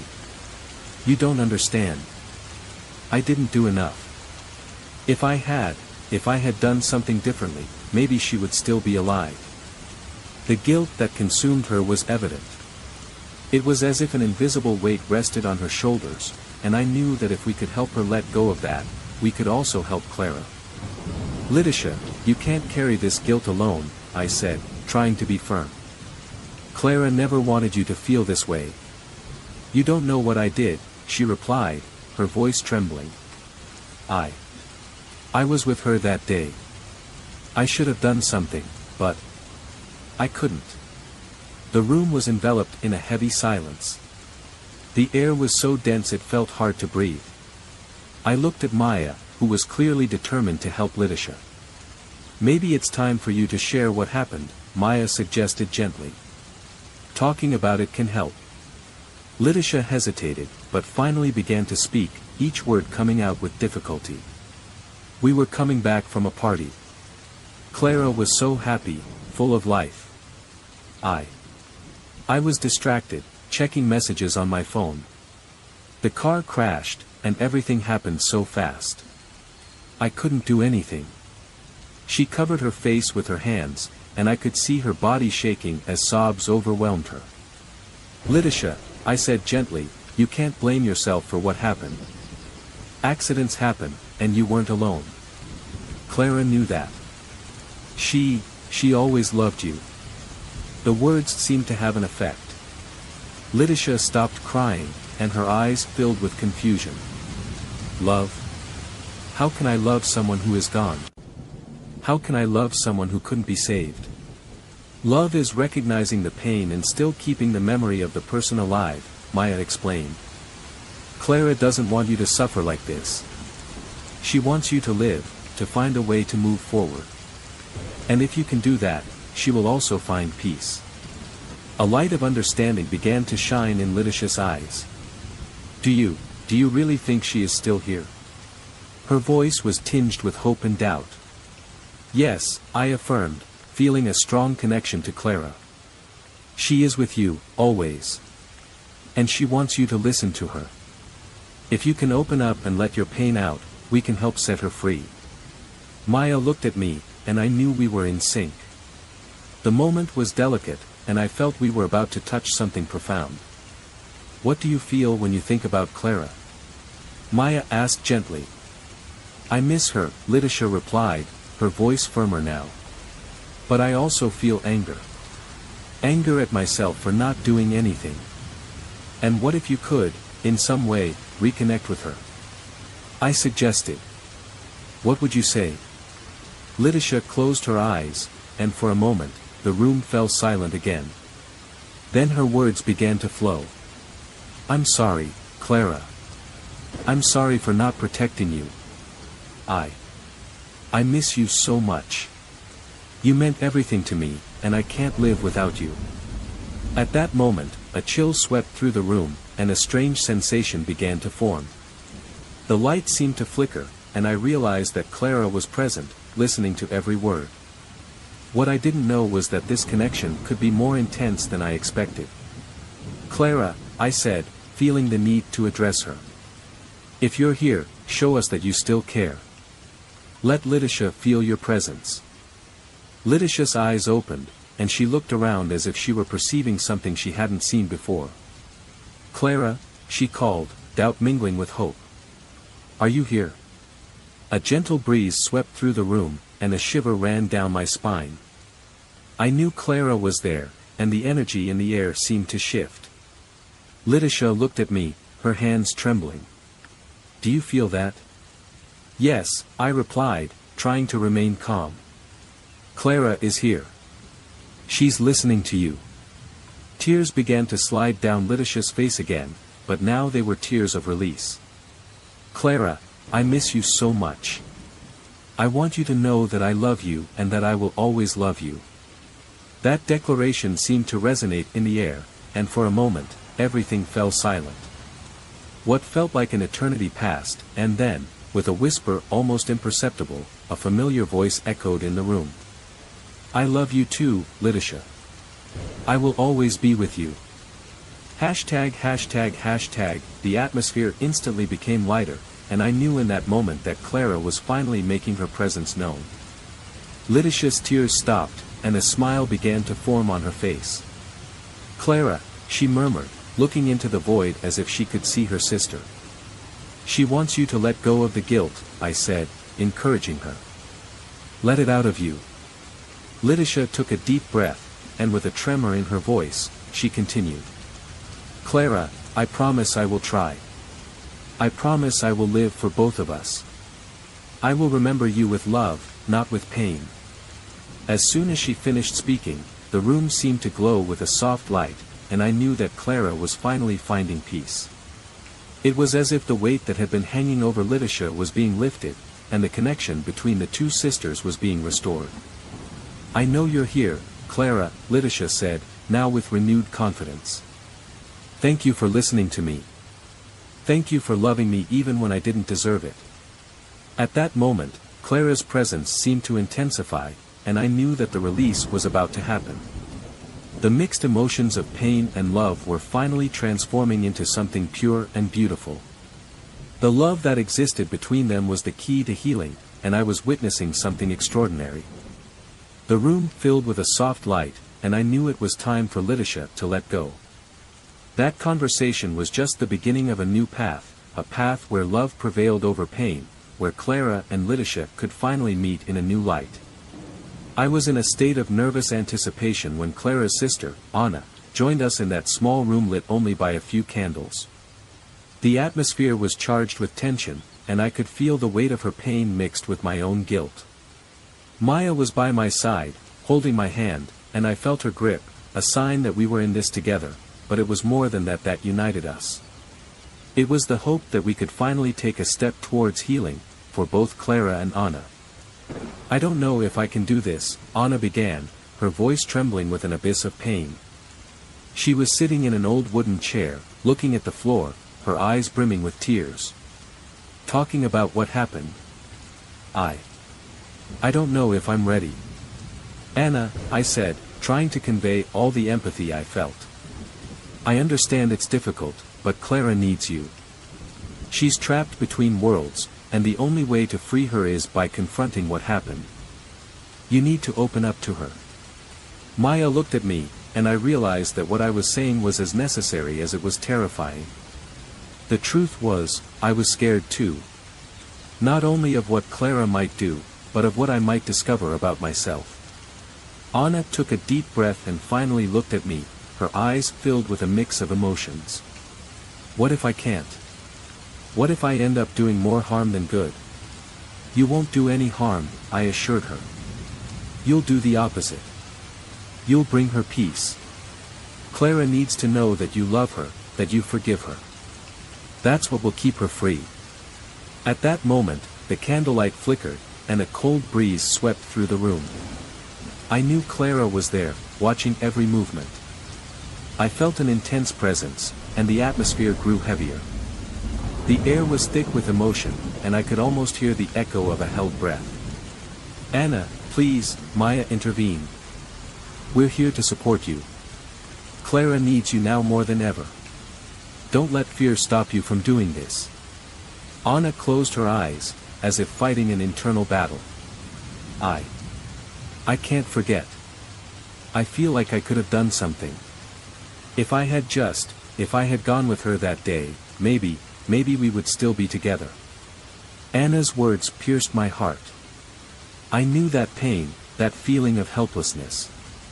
It was the same feeling I carried regarding my own loss. Anna, I said softly, we can't go back. What happened was an accident. It wasn't your fault. She looked at me, and in her eyes, I saw a mix of anger and sadness. But I should have done more. I was the older sister. I should have protected her. Sometimes, we don't have control over what happens, I replied, trying to calm her. But you can control what happens now. You can give Clara the peace she needs. At that moment, the lights began to flicker, and I felt Clara drawing closer. The atmosphere became even heavier, and I realized that her presence was almost tangible, as if she was wrapping us in a cold, sad embrace. Anna, listen, I said, trying to connect with Clara's spirit. She's here. She wants to talk to you. Please, open your heart. In that moment, Clara appeared before us, a translucent and radiant figure, but her gaze was one of deep sadness. Her presence was undeniable, and I felt my own pain intensifying at the sight of her again. It was as if everything that had happened in the past few weeks was culminating in that instant. Clara, Anna whispered, finally looking at the figure before her. Is that you? Clara nodded slowly, her eyes filled with tears. Anna. I miss you so much. Clara's voice was soft, like a distant melody. I could see that Anna was struggling against a tide of emotions flooding over her. I miss you too, but I can't live with this, You don't have to carry that weight alone, Clara replied, her voice almost a whisper. I'm here now, and I just want you to know that I forgive you. I don't want you to feel guilty. I want you to live. But how can I live knowing you're gone because of me? Anna cried, tears streaming down her face. I can't. I can't deal with this. You need to let go of this, Anna, I said, feeling the urgency in my heart. Clara doesn't want you to carry that guilt. She wants you to move forward. At that moment, Clara's presence intensified, and I could feel the energy vibrating around us. It was as if every word we exchanged resonated at a frequency that could break the chains that bound her. Please, Anna, Clara implored, her voice now stronger. I need you to forgive me. I need you to let me go. Anna looked into Clara's eyes, and in that moment, I realized her resistance was beginning to fade. But what if I can't? What if I have to live with this pain forever? You don't have to, Clara replied, her essence shining brightly. The pain doesn't have to be your companion. I'm lost, but your love can guide me back. Love is stronger than pain, Anna. It always has been. The atmosphere around us seemed to shift, and a sense of hope began to form. I knew we were close to a turning point.